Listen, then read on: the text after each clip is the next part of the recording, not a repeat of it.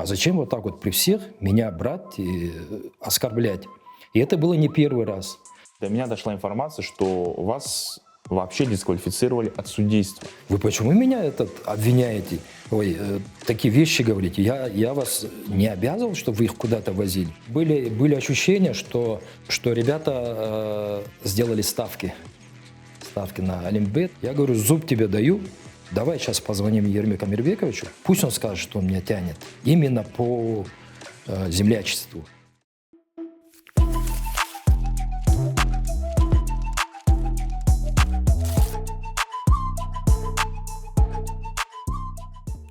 Ассаламу алейкум, хурметті достар, Inside Volleyball KZ, у нас новый выпуск. Мы продолжаем говорить о казахстанском волейболе, и сегодня мы взглянем на наш волейбол глазами судей. Судья международной категории Нуржан Омирзак сегодня у нас в гостях. Нурике, ассаламу алейкум, хош келдіңіз. Но я всегда хотел поговорить с судьями, потому что на всех отчетах, на всех приватных разговорах у нас говорится, что судейская школа Казахстана, она считается одной из топовых, но в последнее время, к сожалению, здесь тоже много своих проблем. Поэтому мы вас позвали. Астанаға хош келдіңіз, Нурике. Рахмет. Ну, в первую очередь хочу поблагодарить то, что вы меня пригласили. Да, вы правильно говорите, что казахстанская школа судейства, она считается одной из лучших в Азии. У нас есть судьи и грамотные судьи международной категории. Но с другой стороны, у нас есть проблемы, конечно, в судействе. Но они, в принципе, они всегда есть. Да? Просто дело в том, что судейство,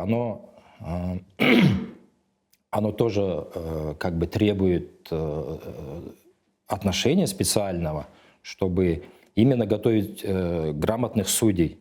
То есть, например, судьи не просто должны знать правила, а есть такое понятие, как искусство судейства. Есть такое art of refereeing. Это и в Азии, и FIVB, там на международных соревнованиях есть такое понятие. Поэтому, если говорить про проблемы судейства, ну, можем поговорить на эту тему. Да, мы можем поговорить и обязательно будем насчет этого говорить, но изначально хотелось бы немножко поговорить о вас. Я удивился, когда узнал, что вы учитель английского языка, у вас английский в совершенстве, плюс еще, как вы пришли вообще к судейству, как вы выбрали эту профессию, если можно так сказать, что судейство – это профессия. Угу. Ну, во-первых, я скажу, что я играл в свое время, я в 7 классе пошел на этот вид спорта, он мне понравился. Я играл, не скажу, что прям на профессиональном уровне, что на уровне сборных, но были команды, я и в Чимкенте играл, и в Таразе играл, за сборную области играл. Как бы вот с того момента это все как бы началось. Ну, потом уже, когда с возрастом я как бы принял решение, что я могу судить. Например, да? Что это вам нравится? Да, что нравится, что у меня может получиться. Тем более я к тому времени уже выучил английский язык и как бы уже начал думать, что, может быть, с меня получится судья международной категории. И с этого момента я уже начал уделять больше внимания именно судейству, потому что играть вечно никто не может. Правильно же? Игроки... Даже топовые, хорошие игроки, они не обязательно становятся там тренерами, там, судьями, да? Это тоже нужно уметь. Если у тебя есть желание, есть у тебя какие-то качества, которые ты можешь использовать, да, чтобы в достижении своих целей.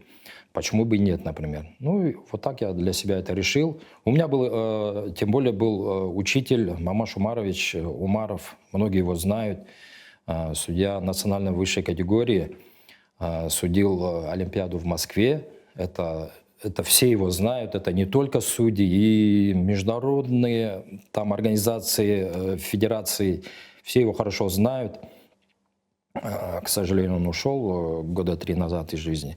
Но этот человек мне много дал. Именно не в плане знания правил, да? Правила любой может выучить, например.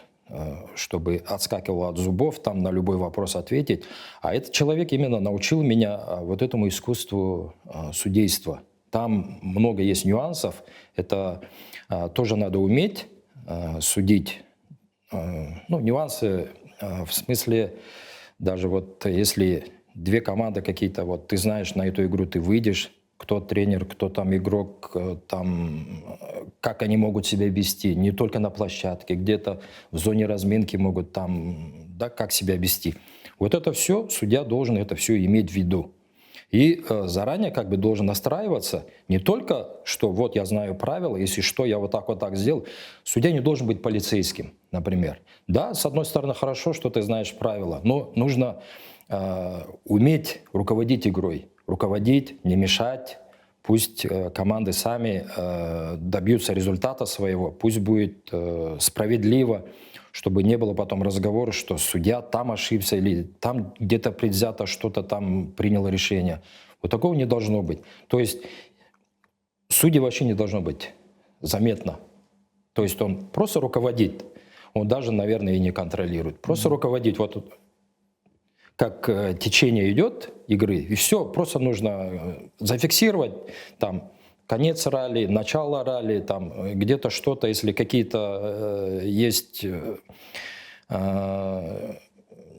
не по игре, ну там санкции, да, уже как бы принимаешь, но по-любому ты не должен на себя обращать внимание, чтобы потом сказали, вот судья принял такое решение, да как он может, там, зачем он там наказал эту команду или ту команду, он не мог так себя повести. Как можно меньше вот этих, если будет комментарий, это будет только плюс для судей. По моей информации, вы несколько лет работали прям официально в штате федерации. То есть сейчас, как я понимаю, вы уже официально в Федерации волейбола Казахстана не работаете. Именно в штате как официальный сотрудник. Расскажите, пожалуйста, вспомните те времена, кем вы работали, что входило в ваши обязанности и нравилось ли вам вообще работать в Федерации? Ну да, я точно не помню года, по-моему, 2018-2019 года, да, я работал официально в Федерации волейбола, когда офис Федерации переезжал с Алматы в Астану, да, тогда генеральный секретарь Ермек Амирбекович пригласил меня на работу в качестве менеджера сборных команд, национальных сборных команд. Ну, мне нравилось, как бы, да, и судейство, и ты работаешь в федерации. Мне это нравилось. Ну, потом произошли кое-какие неприятные моменты. То есть вы покинули федерацию не по своему желанию, да? Или как? Да, была одна ситуация, что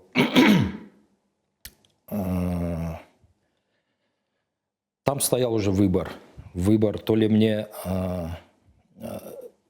то есть я должен отстаивать свои права, или я должен уйти по собственному желанию. Поэтому там я принял решение, что если руководство Федерации принимает в отношении меня вот такое вот... не то что решение, а она мне предлагает уволиться по собственному желанию, я так решил, что даже если я не уволюсь, там, доказывать свою правоту, остаться на этой работе, по-любому я уже не буду работать так, как я до этого работал, как я хотел. Поэтому я принял решение уйти, ну и как бы, ну, я об этом не жалею. Даже после этого я все равно работал. Федерация волейбола меня привлекала как судью для участия в чемпионатах Казахстана, чемпионата Азии. Как бы особой такой проблемы не было. Но я для себя принял решение, что я в этом коллективе я не хочу работать. Когда вы работали в Федерации, сколько сотрудников там было официально числилось? Ну, я вам точно не скажу, может быть, 7-8 человек. Ну, а кто работал? Потому что я знаю, то и водитель был официально в штате, ну, не учитывая такие, так скажем, вспомогательные профессии. То есть, кто отвечает за развитие детско-юношеского волейбола, кто отвечал за судейство, кто отвечал за национальные сборные, кто отвечал за внутренние чемпионаты. То есть, по моему пониманию, не знаю, я ли идеализирую, я думаю, что это считается, я считаю, что это правильно. То есть, есть президент, который отвечает за глобальные вопросы. Сейчас это у нас Нуртай Абухаевич, да?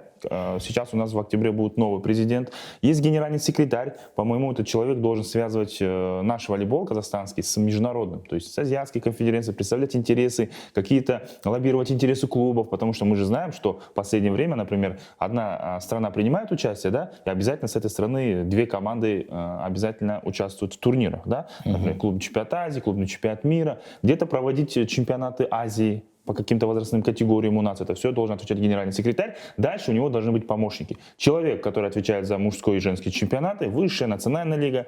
Человек, который отвечает за детско-юношеский волейбол, который развивает и популяризирует этот массовый спорт, да, в массу. И человек, который должен отвечать там за судейство. Потому что без судей, без классных судей проводить чемпионаты, ну, это нереально. Потому что и на них давление, и их нужно назначать. И в этом плане. В ваше время, когда вы работали, кто за это все отвечал? Ну вот когда я работал, в принципе, это и сейчас до этого момента, я думаю, такая же ситуация. Если ты занимаешь какую-то должность, мне кажется, она была как бы номинальная просто должность. То есть руководство федерации, была политика такая. Например, если кто-то уходит в отпуск, или кто-то уезжает там на международные соревнования куда-то там в Азию, там еще куда-то по миру, да, то есть другой человек должен его работу, он также должен выполнять. Вот, например, у нас так было. Вот Айдос Ахметов, он был у нас методистом был, а в то время заведующей учебно-спортивной работой была Ирина Кабулбекова. Вот если она куда-то уезжает, значит, Айдос Ахметов должен ее замещать, должен ее работу как бы тоже выполнять.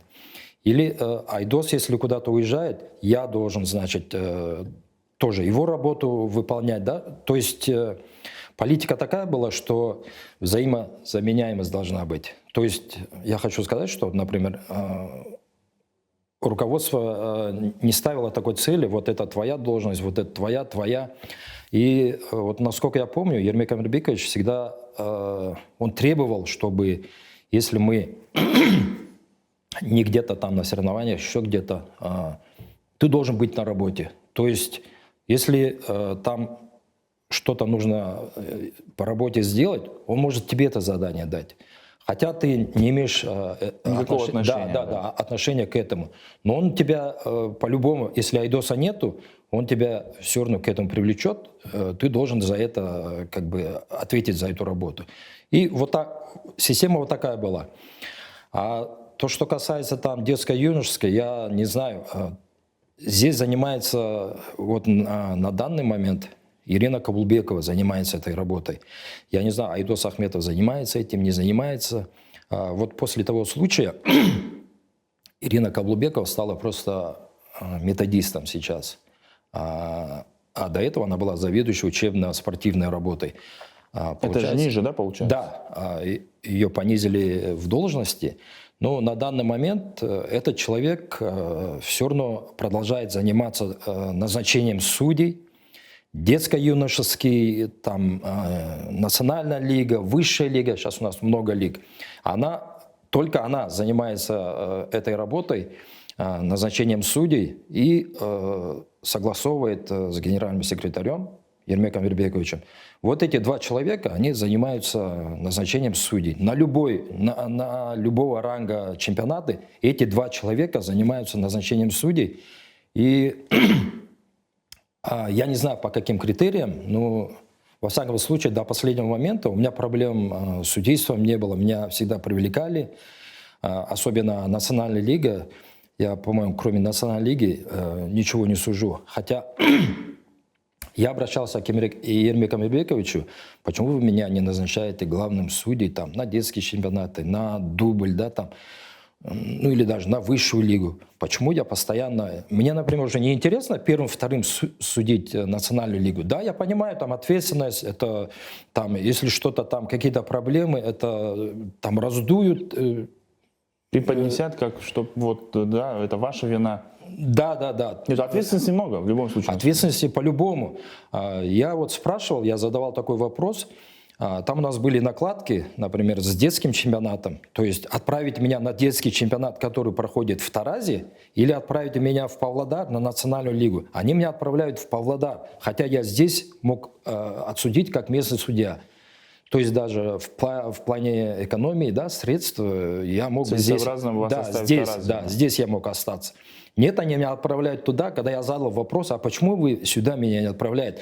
Я, ну, может быть, не самый, но один из возрастных судей уже. Мне нужно потихоньку уже переходить на в качестве главного судьи, там, инспекторов, как бы, да, набирать опыта, набивать руку в этом смысле. Ну, у федерации, видите, совсем другое мнение. Они меня отправляют туда, хотя до Павлодара сколько мне ехать, плюс питание, проживание. Ну вот сами, да, понимаете, какие затраты вы идут. сейчас думаете о их бюджете, о их экономии, а не о своей выгоде. Это я не думаю. Я думаю в плане того, что я все-таки должен уже ездить как главный судья, как инспектор. Как делегат? Ну да, как технический делегат или рефери-делегат, как ну, это, в зарубежном говорят. А почему? А как вы думаете, почему вас не ставят на такие позиции? На таких позициях в основном... Ладно, сейчас мы забыли о главном суде, да, внутри чемпионата. Перейдем на международный уровень, на азиатский уровень, где, например, последний клубный чемпионат Азии в Иране, главным делегатом техническим, да, был как раз-таки Ермек Амирбекович. То есть правильно я вас понял, что вы уже говорите, что да, вы хотите, ну, вы судите первым судьей, главным судьей, но дальше, чтобы расти и просто не оставаться здесь, да, и просто судить, вам нужно расти и переходить на международный уровень, и там уже быть делегатами. Потому что мы же тоже знаем, что к нам приезжают из других стран. Мы видим из Ирана, из Индии, из других стран делегаты приезжают. То есть вы хотите перейти, так скажем, на менеджерскую работу. Правильно я вас понял? Да, вы правильно понимаете. И даже были предложения, было даже назначение меня главным судьей, ну, по-нашему, если сказать, главным судьей. Я был назначен в Ташкенте один раз был в Кыргызстане, не помню, в Чолпан-Ате, по-моему, да, было. Ну, там, я не знаю, почему так произошло, но в последний момент, вот когда я общался, мне сказали, что не могут назначать любого, кто бы там ни был, в обход Национальной Федерации. То есть, если меня, например, тот же EVC хочет назначить техническим делегатом или рефери-делегатом, они по-любому должны получать согласие Национальной Федерации. То есть от них нужна была бумажка? Да, то есть я прыгнуть через голову Национальной Федерации я не могу, например. Хотя я разговаривал с людьми с Азиатской конфедерации, Центральной азиатской зоны. Они полностью поддерживают меня. Они говорят, мы бы тебя с удовольствием, но... То ли регламент такой, то ли что там. Мы, говорит, не можем в обход Национальной Федерации просто тебя взять, назначить. Хотя они на себя берут и проживание, и проезд, да, там, и питание, все, как бы проблем вообще нету. То есть расходов никаких не будет у Федерации? Да. Ну, согласие Федерации, Национальной Федерации они не получают. А как вы думаете, Нурике, почему? Почему наша федерация не хочет, чтобы не только один человек выезжал на такие старты, а и рос еще другой человек и представлял Казахстан? Потому что это же хорошо, когда вы едете на международные соревнования, вы смотрите, как команда готовится, как делегаты, другие представители, да, этой же федерации работают. Это же обмен опыта, и этот опыт вы можете потом развить, там, не знаю, отдать специалистам в Казахстане. Почему? Как вы считаете? За что, самое главное, вас не отправляют на международные соревнования? Вообще, да, это... Это может быть личная неприязнь, может быть, когда вы где-то судили, вы, там, не знаю, допустили какой-то очень жесткий косяк, брак, не знаю, может быть, какие-то жалобы на вас, личный характер. Почему вас, по вашему мнению, не допускать таким стартом? Ну, вообще вы правильно говорите, то, что вот чем больше у нас будет представителей, например, да, Казахстана в качестве технических делегата, там, президента этого мероприятия или рефери-делегат, например, чем больше у нас будет представителей, тем у нас развитие волейбола в Казахстане будет выше. И нас даже будут уважать. Чем больше у нас будет представителей в судейском корпусе, все равно к нам будут относиться с уважением, будут присматриваться.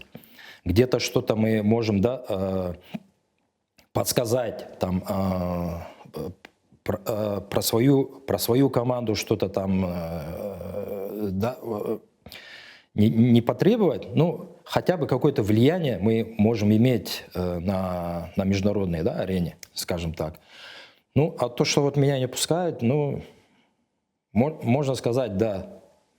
Можно сказать прямо, что меня не пускают. Это все решает руководство. Я думаю, что это Ермек Амирбекович это все решает. Ну, как бы я этому человеку, я ему всегда говорил: Ереке, я вас уважаю за то, что вы меня сделали международным арбитром. Да, я говорю, я этого никогда не забуду. Я никогда своих не предавал. Но, однако, у меня был разговор с этим человеком.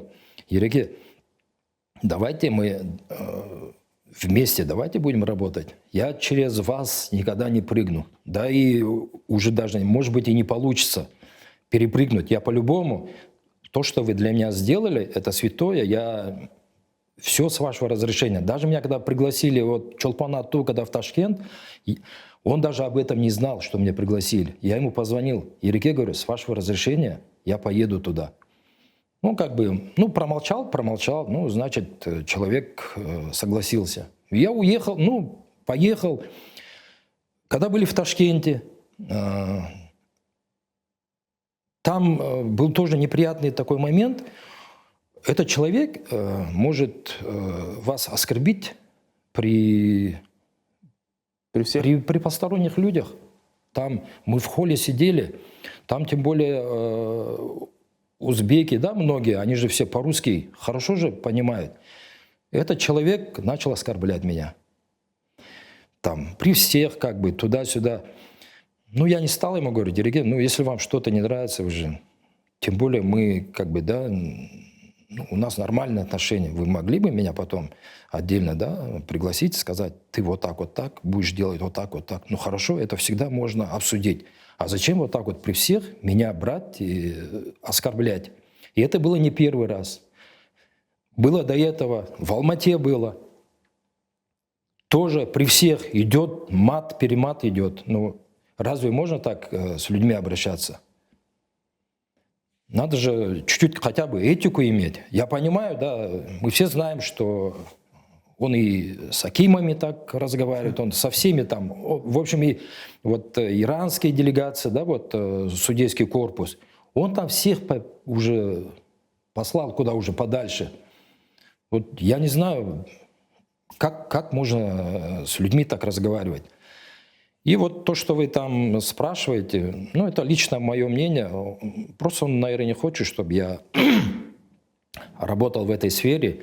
Ему как бы комфортно, чтобы он один ездил. Он ездит не только в качестве технического делегата, он ездил до этого президентом этих соревнований. Ну, сейчас, после выборов, я слышал, что его там никуда не выбрали. Очень много людей до этого говорили, он... Это последние выборы, которые были в Азиатской конфедерации, да? Да, по-моему, в Бангкоке это было. Потом вышел пост про киргизского его коллеги, да? Да, вот на этом мероприятии, да, вот этот пост был, то, что Клыч Сарбагышев, генеральный секретарь Кыргызстана, он не отходил от, там, Латиф есть, мистер Латиф, он президент Центральноазиатской зоны, якобы он от него не отходил, там что-то у них, там какие-то дела, чуть ли там не в туалет там вместе ходят. Ну, как бы, я не знаю, ну, даже вы, если там с кем-то ходите, разве можно про это что-то говорить? Ну, ходят, свои дела какие-то. Ну, пусть ходят. Вы же не знаете, что именно там происходит. А здесь идет уже не намек, уже говорит про то, что якобы эти два человека, значит, они заодно. Но мы же все понимаем, что когда идут выборы, по-любому идет разделение, да, там, интересов, там уже... Кто-то преследует свою, да, там, интерес, кто-то хочет, там, например, в следующем году получить какой-то турнир, либо стать замом. Ну, это, я думаю, это нормально. Это нормально, это... Люди по интересам уже начинают как бы, да, работать. Друг с другом, да, работать. Идет агитация, идет пропаганда.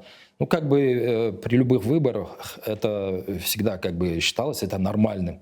Ну, хорошо, но ходят люди, ну, пусть ходят. Ну, писать, что они в туалет ходят вместе, там, трусы покупать там вместе, ну, зачем такие вещи говорить? Поэтому мое мнение вот насчет этого... Да, ты можешь быть грубый, там, хорошо. Я как бы, да, спокойный человек, я никогда на рожон не лез, никогда не ругался, там, при всех тем более, оскорблять. Я считаю, не то что считаю, я всегда был приверженцем таких вот, да, дипломатических отношений, да, вот мягко можно. Даже вот даже когда я главным судьей езжу, например, вот молодые судьи, допускают ошибки. Я никогда при всех не говорю, вот ты такой-сякой, ты допустил такие ошибки. Ну, если в рабочем порядке, да, разбор полетов есть у нас такое. Но после у меня есть, например, то, что я могу сказать ему лично, там, подсказать где-то. Вот была, помнишь, такая ситуация, вот в этой ситуации надо сделать вот так, например.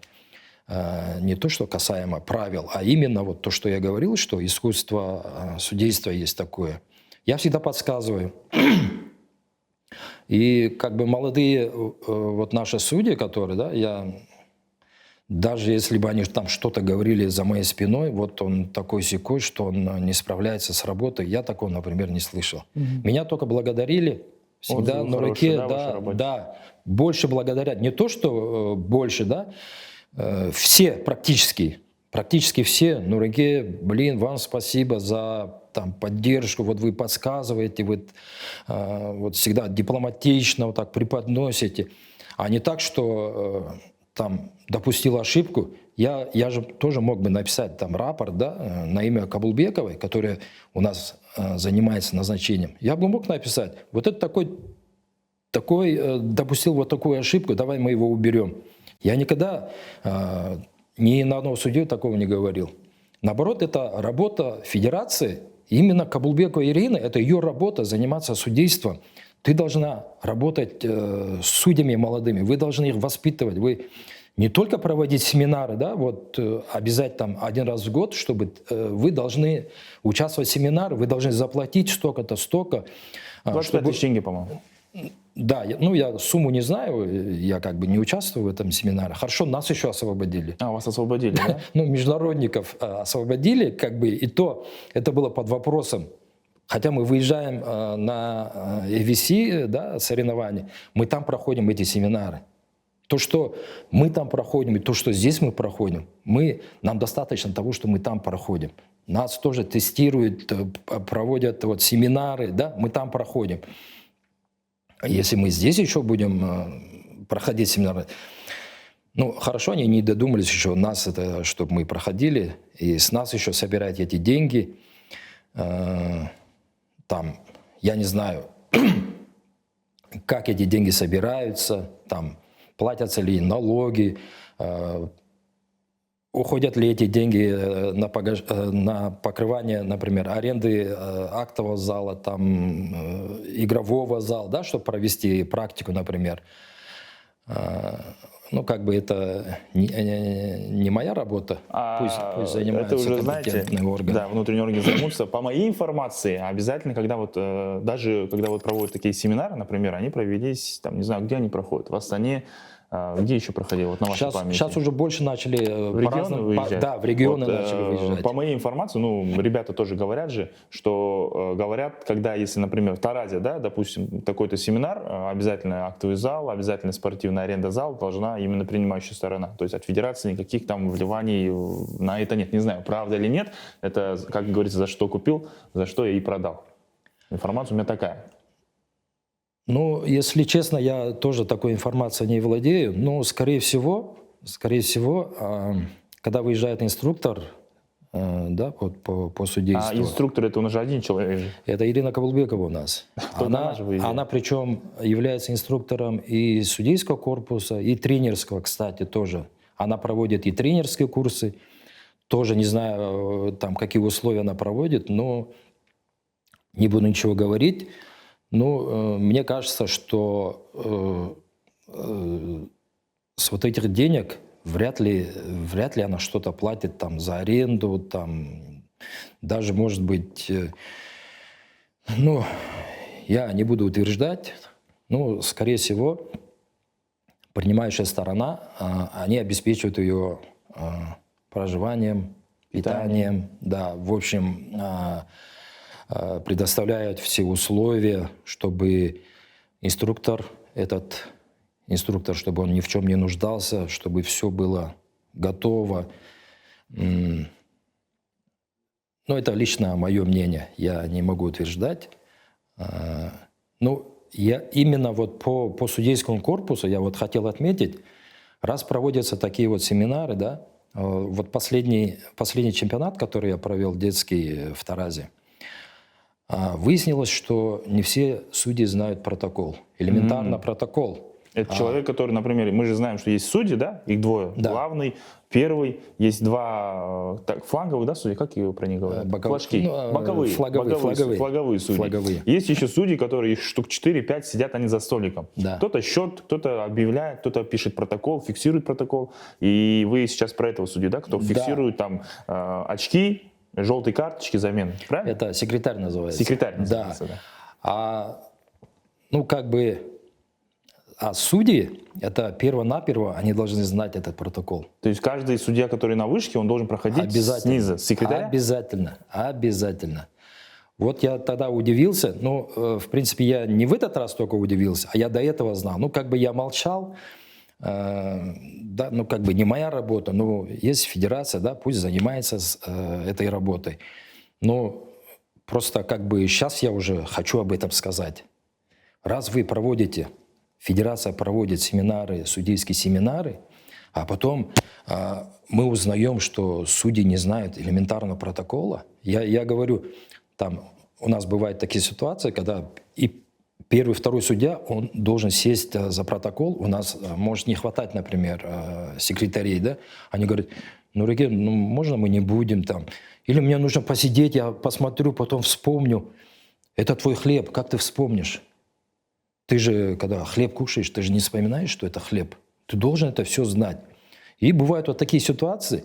Я к чему это все веду? Раз федерация проводит вот эти семинары, должен быть какой-то контроль, да? Мы должны видеть результаты, например, ваших проведенных семинаров. А вот вам результат. Если ваши судьи не знают, как вести протокол, а как вы семинары тогда проводите? Это элементарно, это не то, что элементарно, это вот самое что судьи должны знать. Вот тебя в любое время, да, разбудишь, там, посадишь, и ты должен это все заполнять, должен сидеть. Ты не должен спрашивать, а как вот это, там, где желтую карточку отмечать, где там предупреждение, где задержка игры, где что отмечать надо. Это ты все на зубок должен знать. Если ты это не знаешь, вот вам налицо результат работы судейского, да, кто отвечает там за судейство. Я про Ирину говорю конкретно. Я не знаю, сейчас заведующим стал Айдос Ахметов. Я не знаю, как они там между собой функциональные обязанности разделяют, но во всяком случае на судейские семинары всегда выезжает Ирина Кабулбекова. Она только этим занимается. Хотя, по идее, этим должен заниматься Айдос Ахметов, как заведующий учебно-спортивной работой. которая раньше вот эту должность занимала Ирина. А, кстати, какая у вас должность на руке была, когда вы работали в федерации? Я был менеджером сборной, но тем не менее... Вы прям выезжали за сборной или нет? Нет. Менеджер сборной это вот экипировкой, да, вот заниматься там план, вот календарный план, какие сборы проводить, куда ехать, в общем, там бумажные документы. Например, если меня не было на работе, я куда-то выезжал, да, в командировку, этим занимался Айдос. Айдос куда-то выезжает, я, бывало, его работу делал. Как бы там система такая была, взаимозаменяемая, что... Да. Если что, если кого-то нету, у федерации, у Ермека Мирбековича был принцип такой: если ты в городе никуда не выехал, даже если у тебя там нету работы, ты должен сидеть на работе, чтобы тебя в любое время там дать тебе работу, например, которую, например, если кто-то не может, кто-то куда-то уехал, ты должен его заместить, ты должен эту работу должен сделать. Ты, да, должен, потому что, ну, я не знаю, может быть, даже Ермек Амирбекович мог бы там, да, эту работу он бы мог делать, например. Поэтому у него был принцип такой взаимозаменяемости. То есть, там, если что, английский, там, менеджер там, по сборной, например, нету его на работе, ты можешь тоже прочитать письмо, там, перевести, донести до него, вот так. Если он хочет ответить, тоже ты пишешь на английском и отправляешь, например, адресату обратно. Вот так. Теперь смотрите, вы как технический делегат, например, как главный рефери, да, не можете выезжать на международные соревнования без бумажки федерации. Плюс еще, по моей информации, я был недавно на предварительном кубке в Щучинске, да, просто получилось выехать, поговорить с ребятами, с другими участниками этой игры. И до меня дошла информация, что вас вообще дисквалифицировали от судейства, от всего судейства, там, не знаю, это детский чемпионат, это вышка, это молодежка, это нацлига, что в этом году мы вас не увидим. Это правда? Ну, я вам так скажу, вот после последнего чемпионата детского, как официально, такой бумаги не было. Вообще, система так выстроена в федерации, что до тебя документально, до бумаги никакой до тебя не доводят, что вот, например, вы там отстранены там, на такой чемпионат или на такой срок. Никогда такого не было. То есть идет прямой звонок Кабулбекова. Только Кабулбекова этим занимается. Она тебе просто звонит, говорит, ты больше никуда не поедешь и сдавай билеты. Вот последний случай, после вот этого детского чемпионата, я уже купил билеты на Ахтау, я был назначен ею же главным судьей на пляжный чемпионат Казахстана и на Кубок Казахстана в Ахтау. Я взял билеты, у меня уже были билеты на руках. А после детского чемпионата она меня просто ставит перед фактом, говорит, сдавай билеты.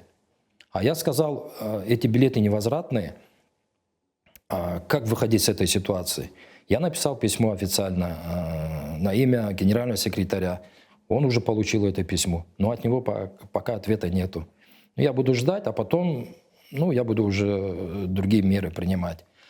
Я к чему это веду? Вот то, что один или два человека, они могут своим волевым решением, они могут тебя отстранить, и они тебе даже не обосновывают. Не объясняют, почему? Что вы сделали такого, что вас отстранили от судейства пляжного волейбола в Ахтау? Нет, они они говорят, что вот на моем детском чемпионате там как произошло. То есть, когда начались финальные игры, там, получается, 4 финальные игры было, и первая команда должна была играть Тарас, например. И я эту команду Тарас спустил вниз, чтобы, зрителям, да, чтобы было удобно, там, чтобы они после работы пришли, могли посмотреть свою любимую команду, поболеть за нее. Но номер матча я не спустил вместе с этим матчем. И после этого дня там получилось, что вот эти две команды, они должны были вот так сыграть. То есть не вот так вот, полуфинальная, а вот так вот должны были. То есть, получается, одна команда сыграла не с той командой, а вот эта команда сыграла не с той командой. То есть по-другому чуть-чуть должно было быть. Ну, сетка поменялась. Ну, сетка, да, вот. И потом пошел сыр-бор, якобы. Ну, это всегда у тренеров есть. Вот если бы я с той командой сыграл, я бы ее выиграл, я бы сейчас чемпионом стал. Ну, теоретически, конечно.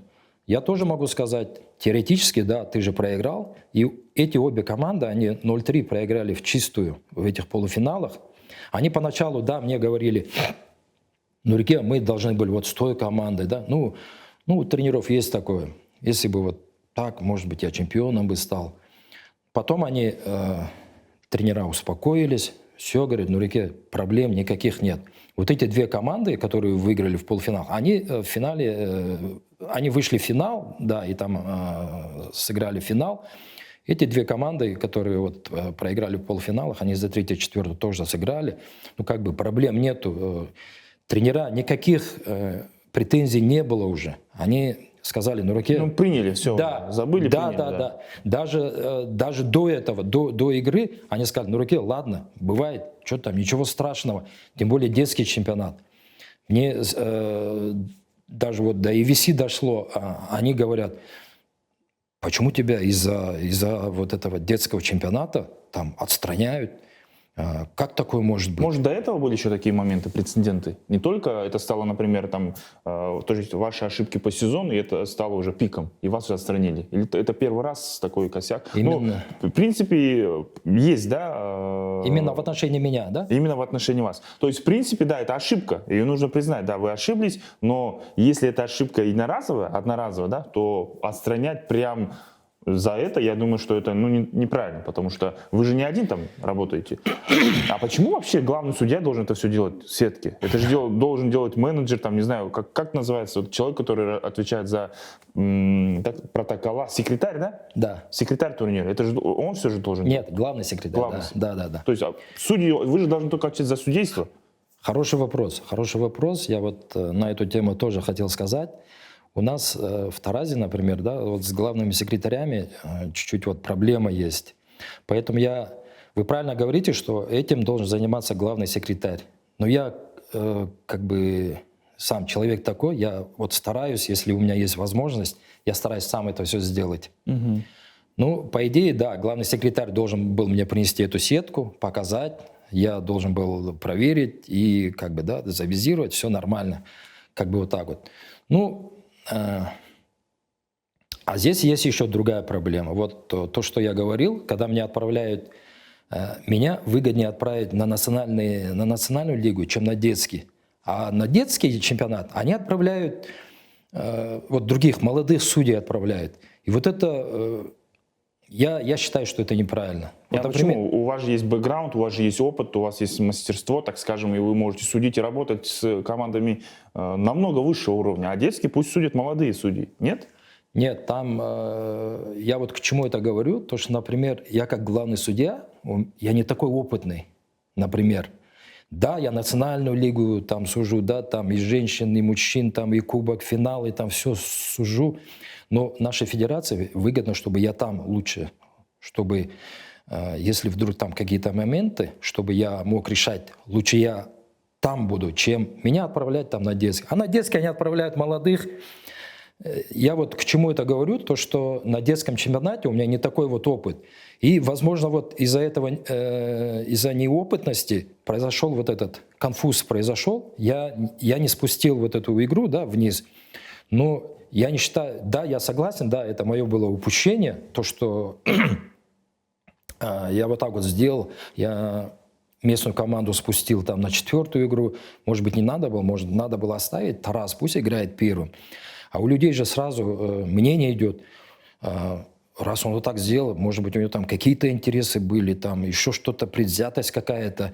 Ну, потом ребята поняли, если бы мне нужно было даже Тараз, да, хоть я сам с Тараза, я никогда этим не занимался. И мысли даже такой не было. Наоборот, Тарас попал на хорошую команду, на ЖТСУ они попали.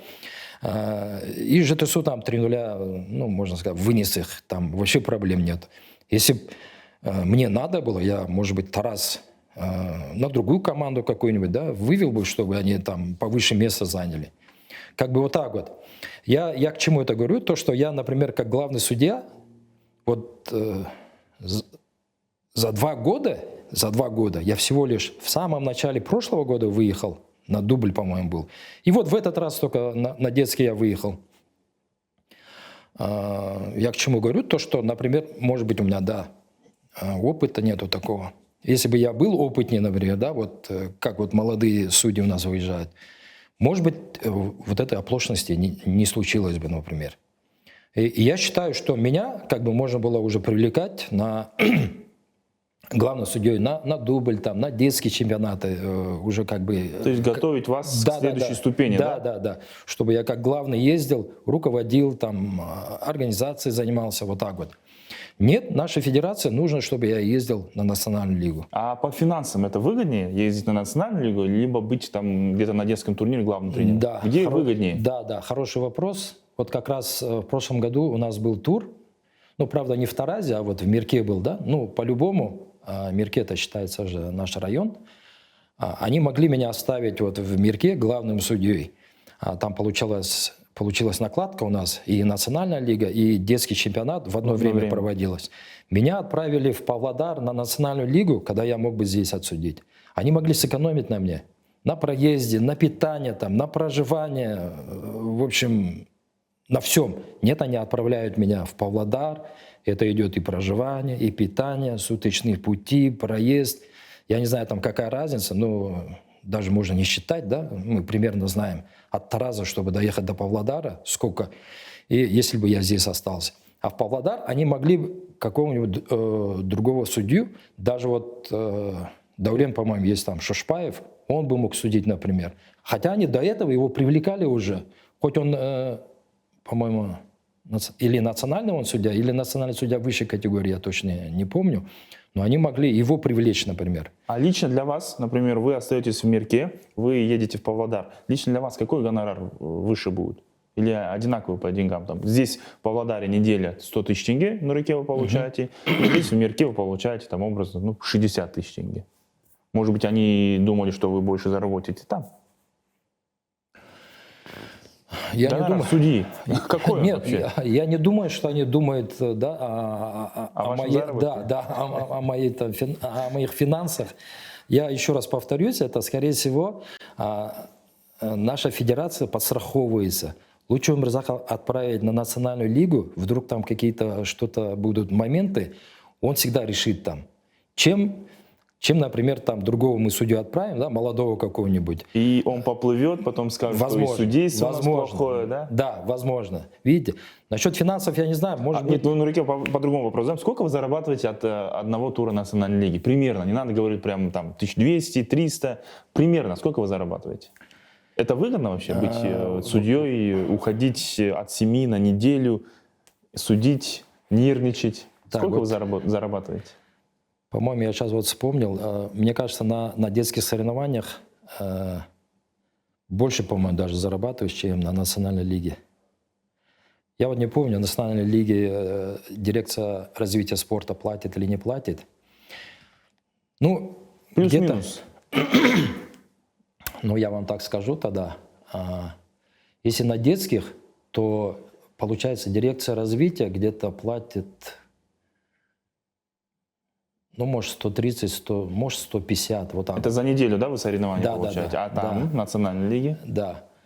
Я вот не помню, у меня, по-моему, там этот еще алименты удерживают. Я вот точно не знаю. В общем, мне сколько поступает, я столько и беру.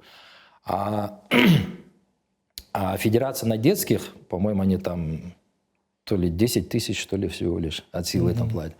Да, в этом плане национальную лигу они больше платят. Ну, по-моему, там, вот я не знаю, дирекция развития спорта платит или нет. Ну, дело даже не в этом.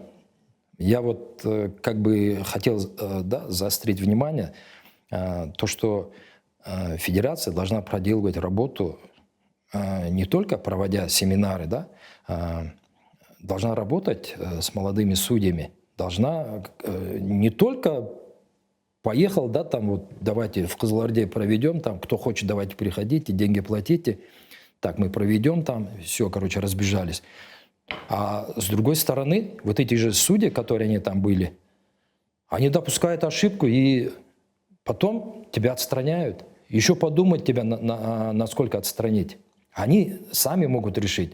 Если ты себя хорошо поведешь, если ты осознал, да, вот, да, тебя потихоньку могут уже привлечь. И то привлекают, когда уже ты необходим, скажем так.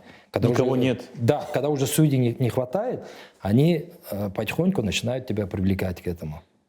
А если как бы достаточно судей, они могут тебя не привлекать, надо его проучить. Ну, вы проводите семинар, а потом человек, мы же все люди, как бы, да? Ну, хорошо, ошибся человек. Может быть, надо провести работу над ошибкой, может указать, может быть, где-то подсказать, узнать причину, почему так происходит. Ну, этой же работы не проводится.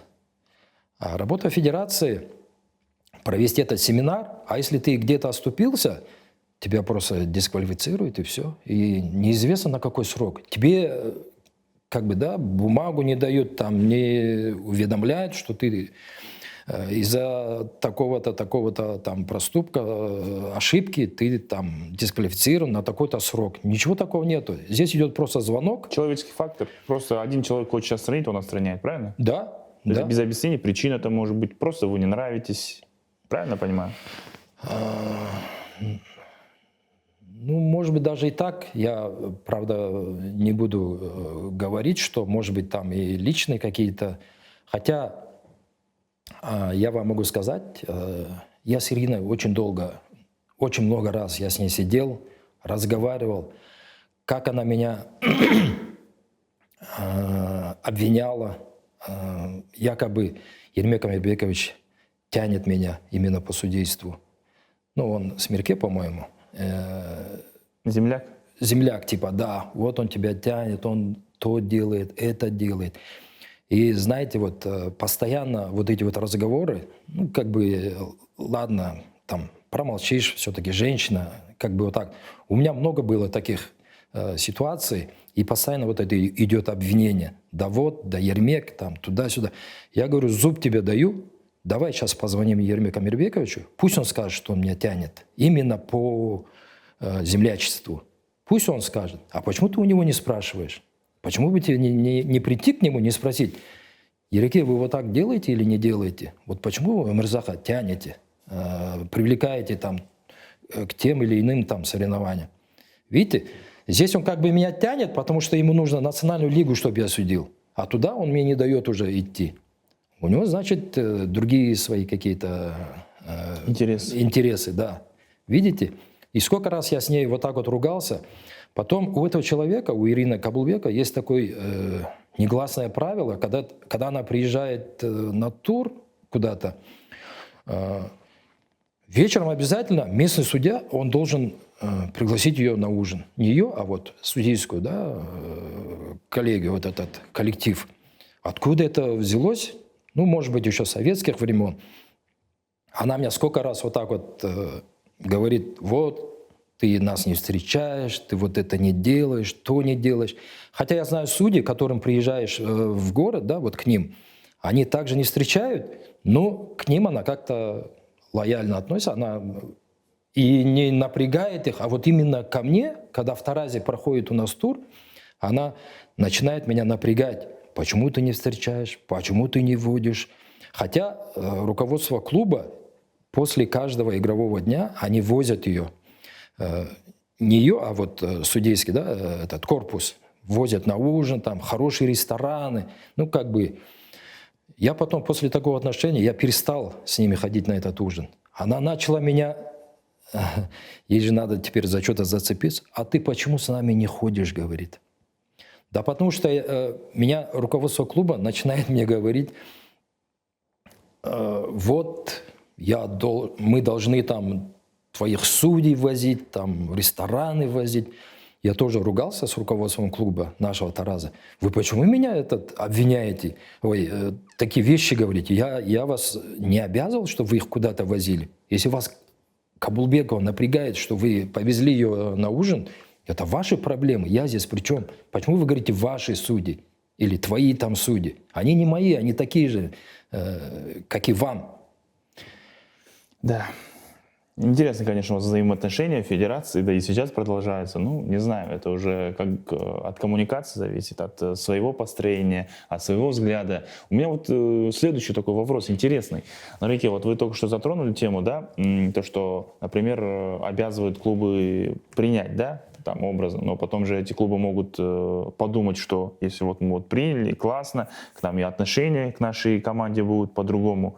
Насчет договорных игр. Предлагали ли вам когда-то в своей карьере кто-то, там, не знаю, бед-пебед в лицо, либо по телефону, стать участником одной договорной игры? Потому что вот, когда я свой телеграм-канал веду, да, обязательно подпишитесь, ссылка внизу будет, нас должно быть стать 3000 до конца недели. Мне пишут всякие лица подозрительные.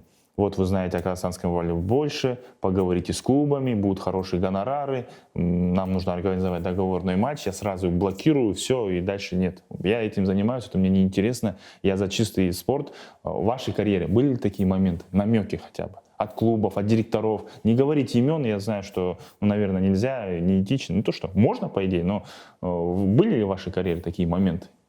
Потому что вы судьи, вы можете напрямую повлиять на какой-то результат. Не в игре, но в сете точно. Ну, я скажу так, конечно, в начале моей карьеры были приложения, были и от директоров, от тренеров. На начальной стадии, да, такое было. Но на данный момент, сейчас мы вот знаем, да, что видео-челлендж есть, да, как бы более прозрачно сейчас все это выглядит. Там, чтобы, не знаю, как в других видах спорта, ну, например, в футболе, мне кажется, там действительно можно как-то решить этот вопрос. Да. Судья может решить, например. Но сейчас в волейболе, мне кажется, такое даже невозможно. Ну и потом своей репутацией рисковать из-за одной игры. Там, да, было, знаете, даже, по-моему, $5000 было. О, это было в Павлодаре, это было... Это национальный тур? Это то ли кубок был, то ли, в общем, что-то такое было. В общем, там последняя игра что-то решала, последняя игра. Но это гонорар был не только на одного судью. То есть там... На всех? Да, там дается 5000, дальше уже там сами раскидываете. И что в итоге? Нет. Нет? Отказались? Но это не ко мне обращались. Просто, вы услышали, да? Да, я просто услышал. Не то, что услышал, мне сказали, предлагают вот столько-столько. И этот человек сказал, нет, мы на такую не пойдем, пусть играют, пусть решают там на площадке. Ну, был такой момент, да. Не всегда судьи, иногда игроки могут повлиять. Потому что я слышал, сам лично не видел, и этой игры, оказывается, нет. Я знаю, между командами высшей лиги была игра, 5-я партия. Эти ребята хотели, чтобы они проиграли, одна команда хотела, чтобы они проиграли. Здесь конфликт интересов, и в итоге, представляете, не знаю, в 5-м сете, там, правда-неправда, 30-32 счет зафиксировался, и уже там судья все понял и сказал, ребята, если сейчас вы не завершите, то все. Будет скандал. И в итоге там одна из команд, представляете, в 5-й партии, я не знаю, 30-32, это правильно? Правда, неправда? Вот такой счет был. То есть вы когда-нибудь видели, заметили, что игроки как-то играют не так? Ну, не скажу что прям так откровенно, но были такие случаи. По вашим ощущениям? Да. Были ощущения, что ребята сделали ставки на Олимпиад там или на чем там, я в этом плохо разбираюсь, но было видно, что, например, игрок, который постоянно подает хорошую подачу, он может в сетку подать там или в аут подать. Каждый раз? Да, потом, в следующем моменте он, например, там нападающий удар, он может в аут ударить, да, например, хотя мы-то игроков все равно изучаем. Он больше может в сетку ударить, например, чем в аут. А тут идет такой удар, в аут, да, парашют, можем сказать даже. И как бы уже начинаешь задумываться. И потом уже, между нами тоже, там, мы же сидим, обсуждаем, и начинают рассказывать, вот этот игрок способен на такое, поставить ставку, может пойти на такое. И уже как бы присматриваешься. Не то, что присматриваешься, а просто уже знаешь, да, вот этот человек, вот этот игрок может на такое пойти. Ну, как бы мне, например, как бы разницы нету. Мне Но нужно... вы это нигде не фиксируете в протоколе, что вот такой-то момент, по вашим ощущениям, или потом это вам аукнется еще больше? Нет, мы такого не фиксируете? можем писать. Мы То есть нет, не чисто по судейству? Да, Не рассказать там клубу, директору, либо там федерации, вот такой-то момент? Нет, были да, такие моменты, что с этих компаний, как они называются, которые, ставки? Букмекерские? Да, букмекерские конторы, они писали в федерацию, письма писали, что якобы вот такая игра была договорная, и там чуть ли не судиться мы с вами будем. Даже так, что ли? Да, вот так вот даже было.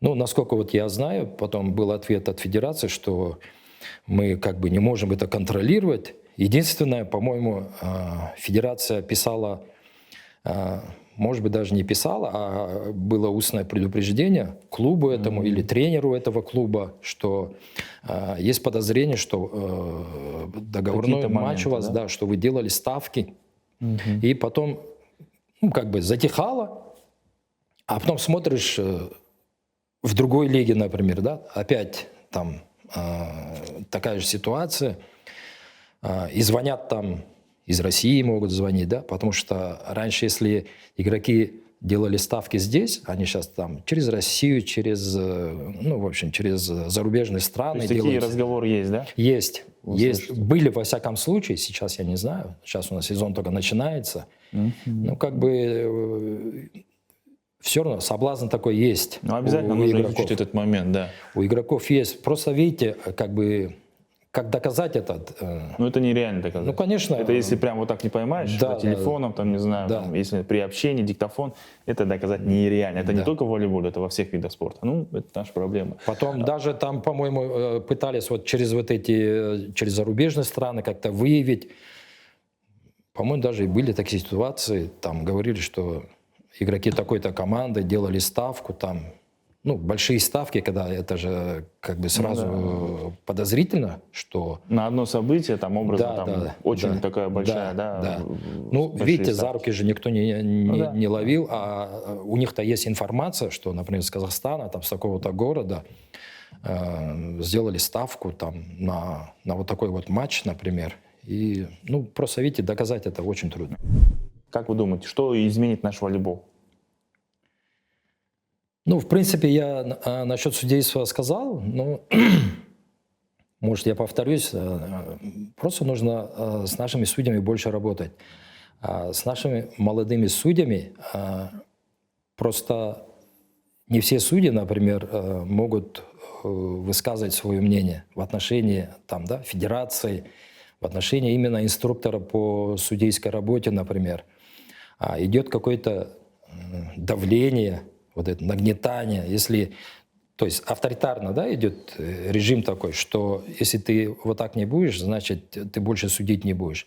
А сейчас хорошо платят, поэтому многие наши молодые судьи, они не хотят ничего говорить. И говорить не хотят, да. И лучше меня дисквалифицировали на одну игру, да, условно скажем, но зато на следующие соревнования я уже буду выезжать, будет нормально, вот так вот. А вот то, что вот я вот про себя хочу сказать, мне, например, сейчас, вот вы же там говорите, дисквалифицирую, я, например, не в курсе. Она мне сказала, просто сдавай билеты на Ахтау, на пляжный. Все, после этого никаких известий, никаких уведомлений, ничего нету. Они меня заблокировали, что Сырлыбаев... Что прям заблокировали? Да, что Каблбекова, что Сырлыбаев. Может быть, да, я там резко что-то сказал, но это дело не только в том, что это накипело, а на самом деле это система такая уже. Надо с этой системой, надо какие-то реформы уже применять, да, в этом нашем волейболе. Я конкретно не могу сказать, что именно, но какие-то реформы все равно нужны. Вот так вот взять там, ну, самопроизвольно, да, своим там решением единомышленным, они могут вдвоем сесть, там, принять решение. Должна быть какая-то комиссия, давайте разбор полетов, давайте сядем, что произошло, почему произошло, главное, причину нужно понять. Да, и самое главное, в будущем, чтобы таких инцидентов не было. Что Ну да. работали действительно Конечно, компетентные, конечно, качественные судьи, да. которые обеспечивают классные зрелища, классный Да. А у волейбол. нас получается, как бы, да, вот этот репрессивный метод, от его отстраним, типа, чтобы для других был урок, например. Естественно, Ну наши да, молодые уже не то судьи, время. они Они будут будут бояться. Бояться, чтобы допустить ошибку там. Вот мы когда в Азию выезжаем, да, нам говорят, там есть тренер такой, Дин Тернер из Австралии. Он перед игрой, мы когда разрешение спрашиваем начать игру, он говорит have fun, то есть получите удовольствие от игры. Не надо выходить как полицейский, не надо бояться там допустить ошибку, тогда у тебя все получится. А здесь у нас судьи, они боятся попасть там, они боятся увидеть Кабулбеку вообще перед собой. Если она приехала главным судьей, не дай бог ты Они где-то автоматически что-то... уже ошибаются, да? Если вы попали. Поэтому если Кабулбекова нету, я смотрю, вот, ну, у нас, я вот сколько был главным судьей, я всегда стараюсь просто сесть, давайте, ребята, обсудим, вот как ты думаешь, вот почему допустил ошибку, почему вот это так произошло? Давай, не стесняйся, говори, я хочу твое мнение узнать. Даже если оно там отличное от моего мнения, ну, он должен высказаться, он пусть свое мнение скажет. Отсюда мы можем узнать причину его ошибки, да, скажем так. Мы, значит, можем ему на это указать, а не тыкать его там дисквалификацией, там, да, грозить ему, все, ты больше судить не будешь. Ну, как бы я считаю, что работа с судьями должна вот примерно в таком русле проходить, да, взаимопонимание, да, доверие должно быть у молодых судей. А у нас же все вот такие же ходят. Ну, Рике, спасибо, что вы согласились поговорить, потому что я еще раз отмечу, что очень давно хотел поговорить именно с судьями, узнать, как они смотрят на этот волейбольный мир, какова их работа, какие их функции. Я на свои вопросы ответы получил. Вам спасибо. А вас, уважаемые любители, функционеры, игроки, тренера, судьи, прошу больше говорить о нашем волейболе, потому что мы должны говорить, нас должны видеть, и молодые болельщики, которые могут прийти. Да, много проблем, их надо решать, но я уверен, что со временем у нас все получится, и волейбол вернется, так скажем, на высокий уровень, если он там был. Но я пока что не застал. Инсайд волейбола, обязательно подписывайтесь на наши соцсети. Всем пока!